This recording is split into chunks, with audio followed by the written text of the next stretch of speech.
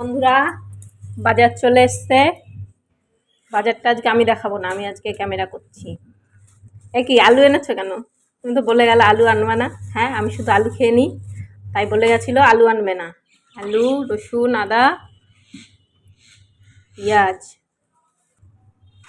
এই যে সবজি, কাটোয়া ডাঁটা। আর সবজি মনে হয় আনোনি না?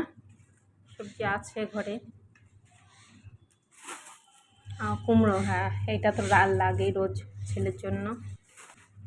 উচ্ছে এনেছে দেখি। বাটা মাছ, একটা প্যাকেট,